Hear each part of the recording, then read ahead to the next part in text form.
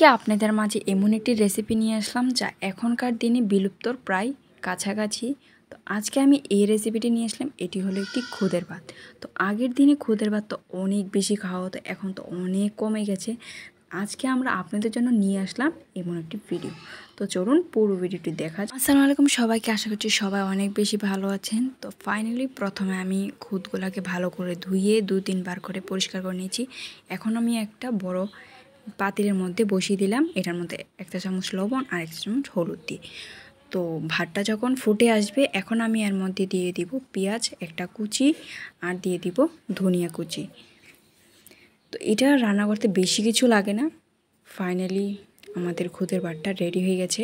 তো এটাকে আরও সিদ্ধ হতে দিতে হবে, একবারে ঝরঝরে হবে, তো দেখতে অনেক বেশি ভালো লাগবে।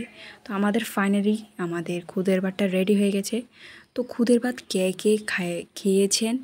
আগের দিনে তো অনেক বেশি খেয়েছেন, আমাদের বড়রা যারা আছেন তারা অনেক বেশি খেয়েছেন। তো আজকে আমি এই ভেবে আপনাদের জন্য এই ভিডিওটি নিয়ে আসলাম। তো আপনারা যারা যারা খুদের ভাত পছন্দ করেন প্লিজ অবশ্যই জানাবেন, আর যাদের যাদের ভালো লেগেছে প্লিজ লাইক কমেন্ট শেয়ার করুন অ্যান্ড প্লিজ সাবস্ক্রাইবও করে দেবেন। Thank you for watching.